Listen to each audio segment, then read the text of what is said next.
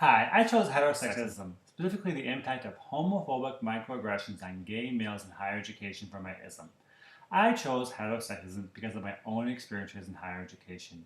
My personal experiences in higher education were filled with homophobic microaggressions towards myself or some of my other gay male friends.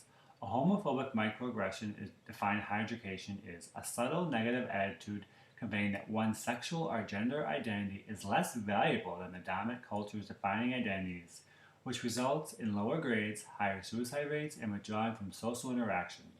Using improper terminology such as fag is one form of a sexual or gender microaggression, and that was determined by Woodford et al. In 2019, page 431. In one of my classes in college, I remember experiencing a homophobic microaggression. I remember it was one of my first days of my history of science class, and I sat next to a student, and he called me a fag. He said, "You can't sit here, fag." And I said, "Excuse me?" He said, "You heard me." I remember sitting there the whole class just feeling out of it. I didn't know what to do or what to say. I finally mustered up enough courage at the end of the class to report to my professor. And he said, "Just ignore it. Don't sit next to him." And I said, "Excuse me, that's all you're going to do about it? And I can report him or talk to that student in question?" He said, "No, nothing can be done about it. It's not going to affect you. You're fine. Just ignore it." And I remember thinking, I never felt comfortable going to that class again. My grades definitely suffered, and I just didn't feel comfortable going to that class. This clearly impacts higher education in numerous ways. Other gay male students, according to Woodford and Coolett, 2015, gay male higher education students who experience homophobic microaggressions are more likely to have lower grades, higher dropout rates, higher rates of suicide, and less social interaction with their peers. Kids can clearly be killing themselves because of this. It affects other gay male staff as well. LGBTQ faculty are more likely to hide their LGBTQ status when they experience microaggressions towards themselves or other students or faculty, and that was determined by Clark in 2016.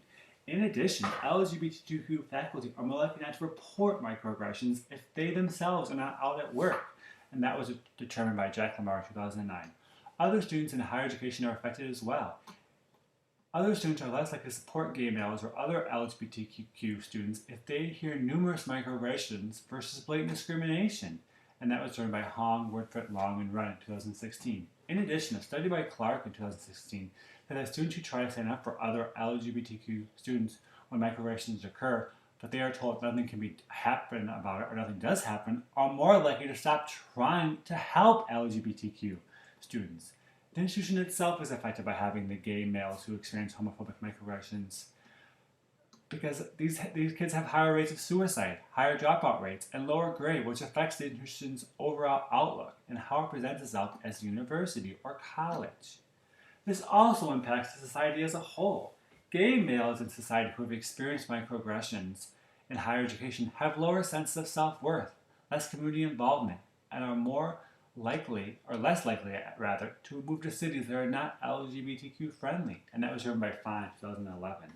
There are numerous ways to address and help solve these homophobic microaggressions from occurring. All higher education staff, students, and faculty need to be trained in heterosexism through classes, conferences, or workshops, and that was determined by Woodford et al. In 2018. Secondly, gay males or other students need to report microaggressions to faculty and staff, and those responsible need to be held responsible for their actions, and that was determined by Hong, Woodford, Long, and Rent in 2016. In order for them to feel they can report them, though, faculty and staff need to have an open door policy. A third solution is that these things are not dealt with, there have to be consequences for those involved, including professors who don't help those affected by it. My professor needed to be held responsible for not reporting my microaggression. However, there are some challenges to this. Pushback from students, parents, other faculty, or society may be faced. It needs to be dealt with rationally with a sense of student development and safety, and that was done by Fine in 2011. For example, if you tell society gay males or other LGBTQ students are killing themselves due to these homophobic microaggressions, you need to tell that to society and say, this is why we're having these workshops, this is why we're having these conferences to parents. We want to protect all of our students and their safety. Some people also may not want to attend these mandatory conferences or workshops because they feel it does not affect them.